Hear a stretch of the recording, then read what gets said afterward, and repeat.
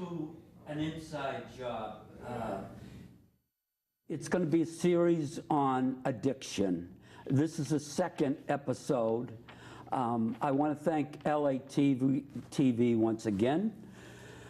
They're great. As soon as I asked Carl, the executive director, about this, he said yes within 3 minutes. I think it's necessary as one part of this whole epidemic that's going on. So with that said, I want to introduce Kathy Schultz Lee, and she's a good friend of mine. I just about grew up with her brother, and so here we go. Good morning, Kathy. Good morning, Ron. Thank you. Yeah, we've talked about this. So you were very courageous to come on here, and as you had just said, if it can only help one person, and it's going to. The first episode went out to a lot of people, and it's great. So let us begin. Your age? I'm 63. 63 years old, and she looks 50. Well, that will get you on the show. Okay, so we'll talk about your addiction. What age did you begin? I was 13 years old when I first had a drink, and I don't know. I had no reason to drink, except I was with my dad, and he pulled at the raffle. My number came up, and it was a half a gallon of Seagram 7. My dad went in the garden to do gardening, and I proceeded to open it, and I had 2 water glasses full.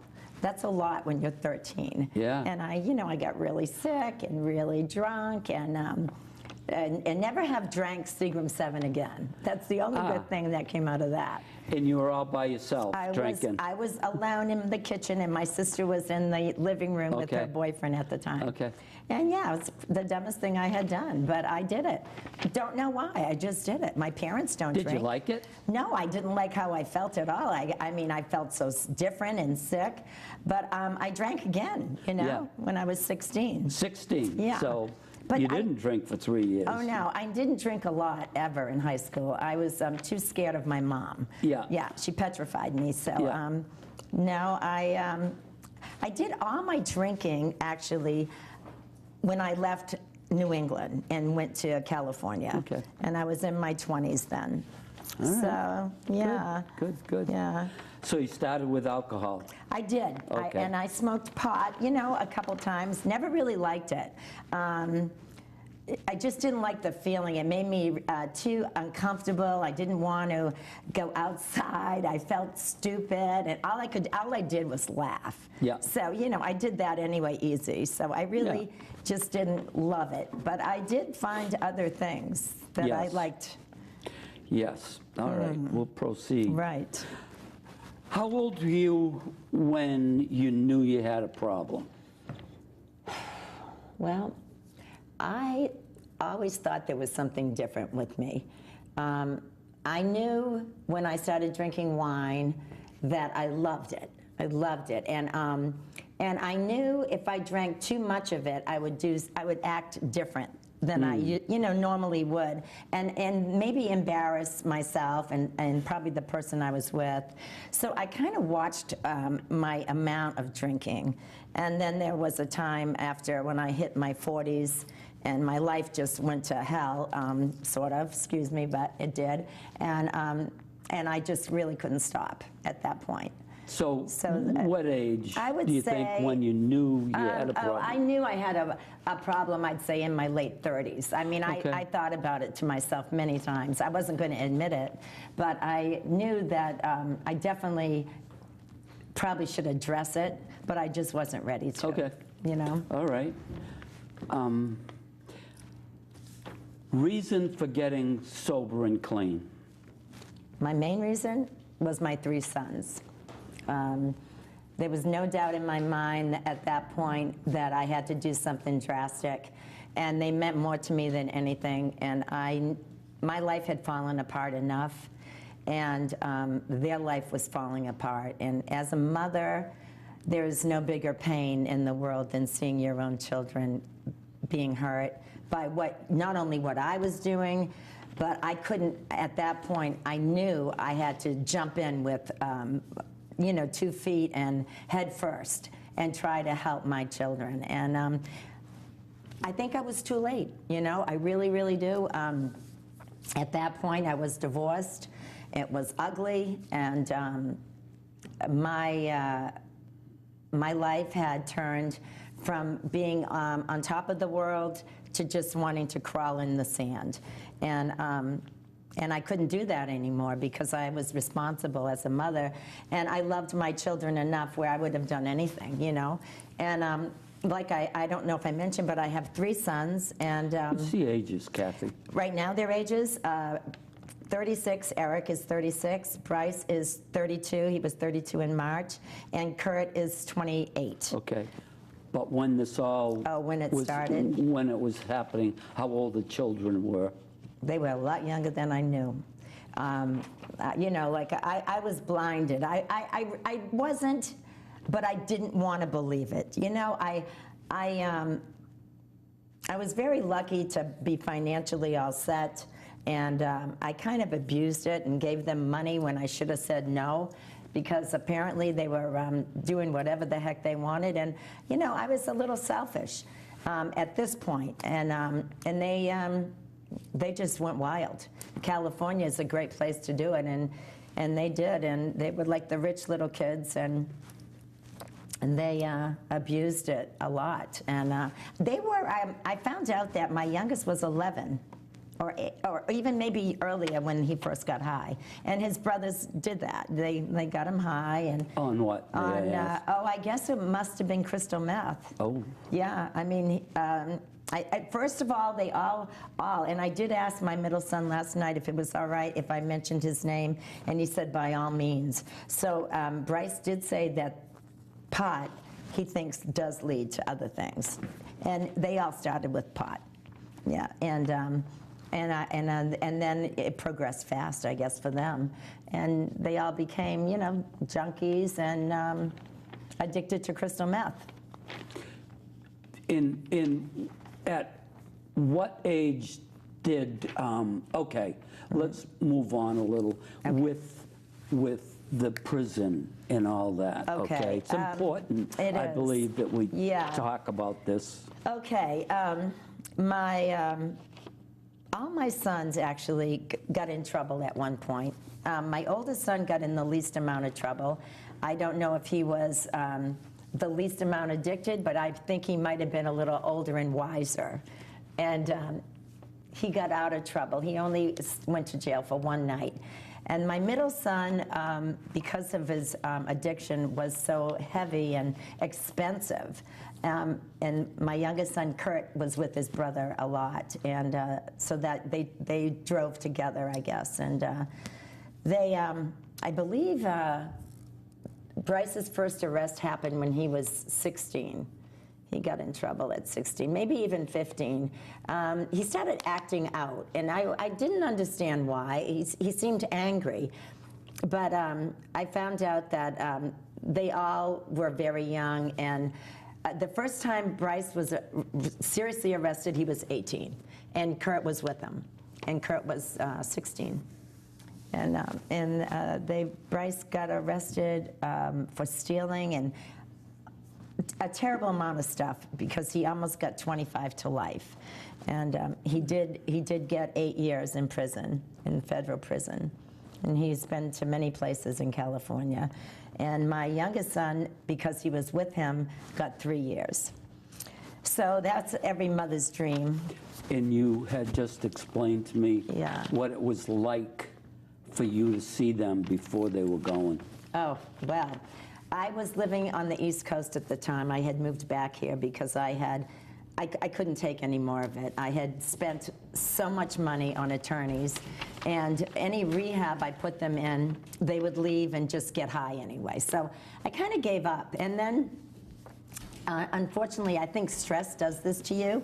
I got breast cancer, and I had 2 years sober at the time. In the year 2000, I got sober, and it was 2002 when I was diagnosed with breast cancer. And I said, you know, I'll go through this, and I had a wonderful job in California. I was an assistant for a big celebrity, and I flew through my cancer, but I just knew that they were getting worse. So I left. I went back to visit, this is where I'm from, and I came back to my own family, and that's when I got the verdict that Bryce got 8 years.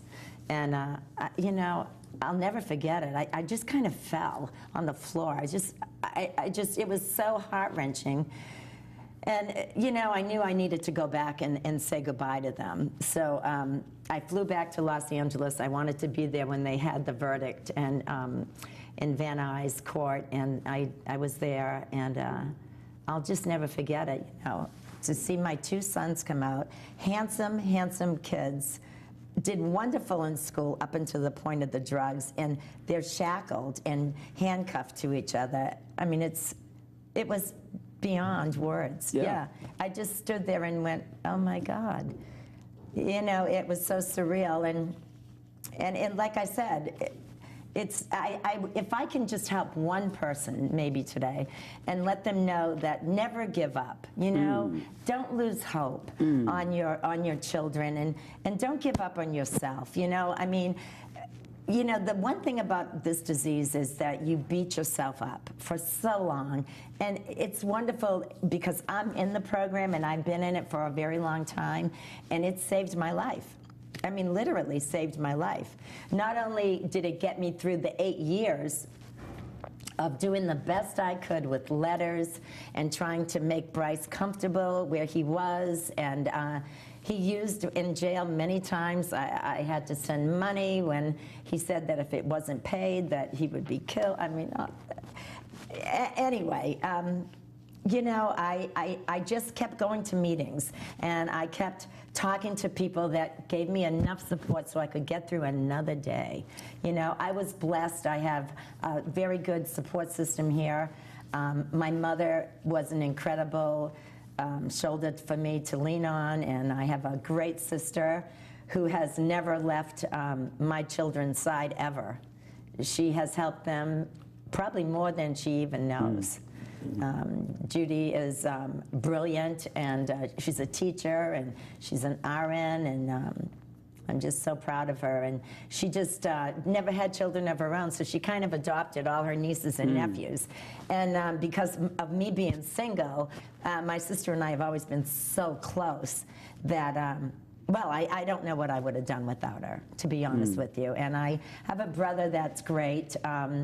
He's in the program. You know, we've had our troubles through the years, but if he can stay in this program and do this, anybody can. You know, and they've been great, just people for me to lean on. I am so blessed.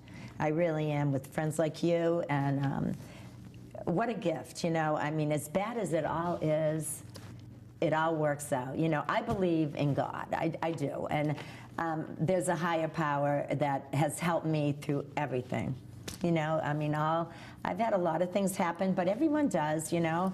Some people have more than others, and but I'd like to think that, you know, it's all kind of worked out.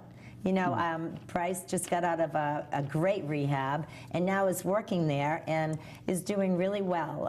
He got engaged not too long ago, and an amazing facility in Malibu. They sent me out there even, and they paid for my trip to go for a parent weekend. What an amazing program that is. And they took Bryce in for free. And may I ask yes, how long he is sober? Right now, Bryce has got 6 months again. 6 months. Again. And he just was let go of prison for the 8 years. Yes. When? Over a year ago. Okay. He was released in March. over a year ago, and Bryce did pretty good, but he did not want to get into the program the way he knew he should. I mean, let's face it, you're behind the wall for more than half your life, actually. You know, think of it. I mean, he was 16 when this all started, and he's 32 now.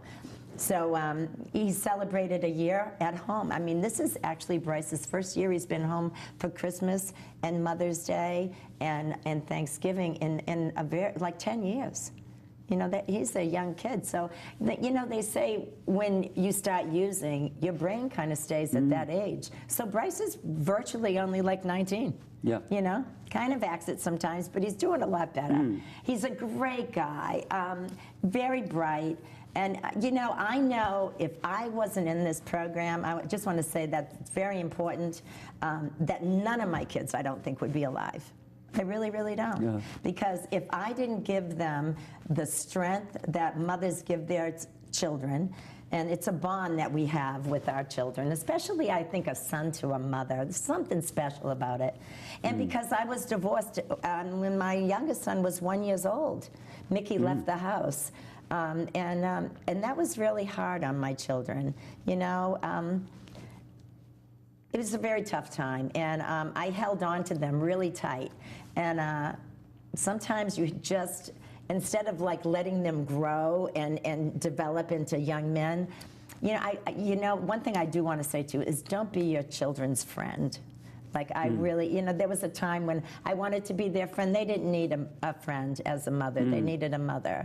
So that's another thing that may help somebody if you're feeling guilty about anything. Yeah. You know? How are the two other boys doing right now? My oldest son is doing great. Eric has been married, it'll be 3 years.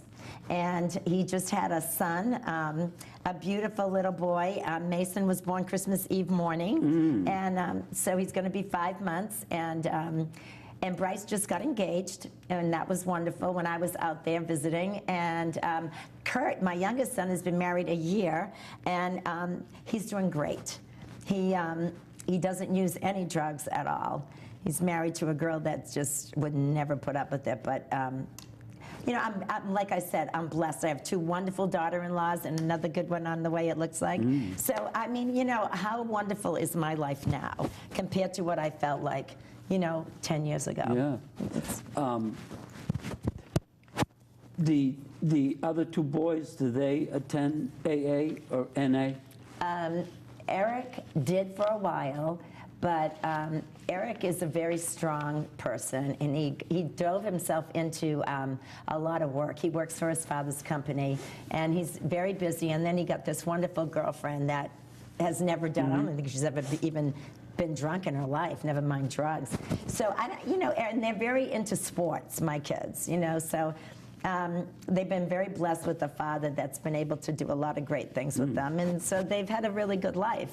And Kurt, he did go to the program for a while because Kurt was in prison for 3 years too. Right. And he did attend meetings in there. He's, you know, he says he doesn't love them, but he knows how good they've done for me. So, you know, he's proud of me for what I've done, you know. A question just came to mind. Yeah. In your opinion, but also in their opinion, and I'm sure you've talked about it, how much help did they get with their drug addiction in jail? None, I don't think. None. None. None. It's a sin. It's an absolute tragedy. You know, they're put into this facility, and you know, I know it's not a place where I would want anybody to go, especially your own children. But the stories I've heard, I mean, they get the best drugs in jail. Yeah, and they come right from the guards. Yep. And the police, they don't even look at anything because guess why? They make money in there. Right. Yeah, and Bryce has told me it's an ongoing train that never stops. Yeah. Yeah, it's nothing that I'm happy about. I'd love to see something done about that. I really would. And I asked the question to myself, and I talked about it a little last week. that is a sin. Yeah. To do 8 years of your Yeah, life. I know. You went in because you're an addict. That's right. And it took over your life. Yeah. And you had to steal because you're an Yeah. addict. Yeah. And you go in Yeah. without. Yeah. And I've gone into a lot of the prisons Yeah. to speak for AA more than NA. And I don't know, it's just beyond me. It is. My sister was trying to facilitate something because as Judy is a teacher and she researched everything, she was blown away. How many times that she had sent in letters and never one response. And you know, we would put money on their books and much money was sent in. Right. And we don't know what happened to a lot of it. Yeah. You know, things were taken away. And I really do believe, and I hate to, they know when children have rich, you know, backgrounds. Yeah. They do. There's a little bit more happening there, which I find appalling, actually. You know, I'm just glad that he's made it through and got out and in one piece, Yeah, more or yeah, less, you know. yeah. I'm grateful he never got hurt in there, you know, or anything like that. But he definitely did get used quite a bit. Yeah. Yeah, he told me. The system is failing, and it's been failing, and we just keep throwing them in. I know it. And throwing them in, know. throwing them in. It's awful. And nothing- Why don't they have a place that they can, you know, work on their addiction? Right. You know, and if they did that, then they could see what these children are bright children. Most of them are. Bryce was like a straight A student. You know, scholarship Right. to college and Right. and everything just went, Yeah. you know. Yeah. And it's too bad because, you know, he did take some, he went and he's good on a computer. Yeah. But, you know, I mean, they should have college courses and all that kind of stuff, you know, for them to learn at least something or a trade And or recovery. something. That's right. And how to live when they once get you out. get out. Because they don't know. It's 8 years in 8 the years clink. behind. We were afraid that it would happen, that he would relapse, and he did. Yeah. Yeah. Yeah. Yeah. It's like So- being thrown to the wolves. Yeah. Yeah. I guess. Yeah. And it, of course, and I also said it last week, it all comes back to money. It does. It all comes back to money. Always. And you don't get me started on the private prison, privatized prison. Yeah. It's money and anyway, Yeah. I want to go back to 2000, you're sober in 2000, 2002, you had breast cancer. Right. You went through that. Yeah. How long of a period did you stay In California. clean? No, clean and okay. sober. Yeah, a very long time. I did wonderful for years, and then, like they say, you start getting too busy for your own disease. You know, you feel good, you're busy, you got a job, and you're comfortable again, and you're running around, and you're forgetting that what's most important in your Right. life, and that's being clean and sober. To me, if I'm not, then nothing else is going to work out. Right. You know? So no more AA or NA. Well, I haven't spent too much time in NA. I've been to a few meetings because of Bryce and stuff, and it seemed like it wasn't for me as much Right. as AA. Right. And I'm a firm believer in Al-Anon myself. It's a wonderful Wonderful program. point. Yeah. Wonderful point. Yeah, it really is. They call them the Sisters of the Revolution if you're in AA. But yeah. Amen. it's absolutely imperative if you have children or your partner has an addiction. It just helps you cope and enjoy your life. Because there's Right. nothing, and it really helped me a lot because, you know, I blamed myself. I was, oh, what did I do? You know what, after a while you go, you know what, I didn't do it. Yeah. I didn't make him Right. do that, you know? Right. But Right. How long did you? 15 years. 15 years. 15 years. But how many years had you not gone to? It wasn't that I stopped going to meetings Right. altogether. It was that I had weaned down. I used to go to at least 1 or 2 meetings a day. Yeah. And that's a lot of meetings. In the beginning, when I wasn't working, I went to 3 meetings when I first started in 2000 because I wasn't working at the time. And And I know, and it was such a great time for me. I mean, I was happy again, and I knew what was wrong with me, and I knew what to do about it. And my whole attitude changed, you know? How long was it that you could see yourself sliding, or maybe you couldn't see yourself sliding? Well, obviously, it was definitely, I took a back seat a little bit. AA took a back seat. Right. And I believe it was about over a year ago. I relapsed about, I'd say, 16 months ago, 17 months ago.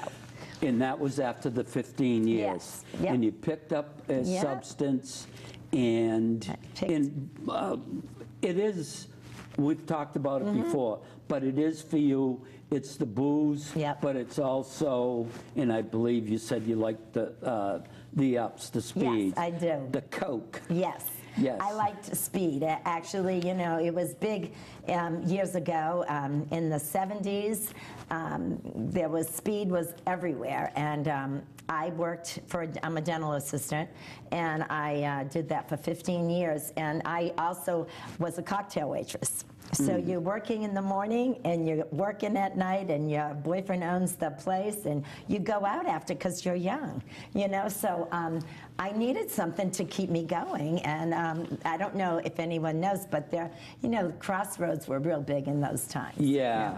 I And so remember. I was real busy with just working way too much, and well, when you're young, you can do it. You can do it. You know, Okay. that's all. We're getting close. We have 3 minutes, Oh. and it's been great. Yeah. But I just want to go back to it again. You had the 15 years. Yeah. You started sliding. Yeah. You picked up I'll tell you. 17 months ago. It'll be, I Yeah. almost have 18 months again, and Yeah. I'll tell you what happened real fast. I decided to get a little part-time job at the winery in Bolton. This is a funny story. Yeah, this is a Or funny not story. not funny. And of course, they asked me to be in the tasting room, and I was in a wine club in Calabasas, in California. I spent a lot of time at the wineries in Napa Valley, and Mick and I were really big on wine. So I decided, well, why not? You know, I'll just do a weekend job. And of course, it was the holidays, and I met some wonderful people, and one afternoon on Sunday, she said, you know, the estate vigneault, we have a lot of extra. Does anyone want to try a little? And I'm thinking, oh, what's a sip? You know, so anyway, I had a sip, and then the next Sunday I had a half a glass, and it went fast, you know, and the week after that I had a whole glass, and then I'm like, I'm kind of drunk. And now I have to tell everyone I've got to start all over. And I was mad at myself. That's what I was. And I realized, you know what, Kathy? Once you're an alcoholic, always an alcoholic. The progression, it can go really fast. And my thinking got changed. It changed right away. And I didn't want that for myself. So I got right back into it. And I've been very vigilant about my disease again. And I'm so happy I am. I remember when you first came back, Yeah. or shortly after that, I walked in the meeting and you were sitting on the steps upstairs at the UU Church. Oh, yes. You don't look like that anymore. Yeah. You looked beat up. Oh. Beat up. Yep. And you're beaming. Oh, You're yeah. beaming now. Yeah. And you're Yeah. there every day. Oh yeah, I don't know love where it. I else, love but- it. I love it again. You know, Yeah. you have to be enthusiastic about your disease, because what a gift. I mean, you can't go anywhere and just go to a meeting and leave and feel so good. I mean, therapy didn't do it for me. You know, prescriptions don't do it for you. You know, I mean, friendship and you know, God and family and just the camaraderie of everybody, and it's just an amazing program. I just wish that people could get it more. If they're not an Right. alcoholic, go to Al-Anon. See, we both understand that it's a program of recovery. Right. We're getting better, and I have gotten better. Oh, yeah. But I had a very low point at which to start with, and So that's why I Yeah. attend, and it's been, it's been 34 years, and you, Yeah. a big part of your life. Yeah, big part. And 99% of the people that I see, and usually that they, that go back out, they stop going to meetings. That's There right. are some other, number two is probably being busy. That's it. Takes Yep, over, yep, you forget, yep. and boom, Yeah. you're right back in. Right back and in then I've watched in the beginning, the relationships. But see, everybody knows, and they're going to do what they're going to do. And That's right. I have experienced that myself also, I guess. course. We got to wrap it up. All It was right. wonderful, Oh, Kathy. thank you. It I was wanted you to be wonderful. the first one, and we've talked about it. Oh, thank and you it, so it was much. it was great, It was awesome. and it was a lot easier than last week. Oh. So that's it. Yeah, thank Thanks for watching. Thank you. Kathy is very courageous for you to sit down and say some of the things we had. Happy to do it. So we'll be doing it again Wonderful. with some other people, and I had fun, and I did Kathy too. had fun. Thank you. So take care. I'll see you again.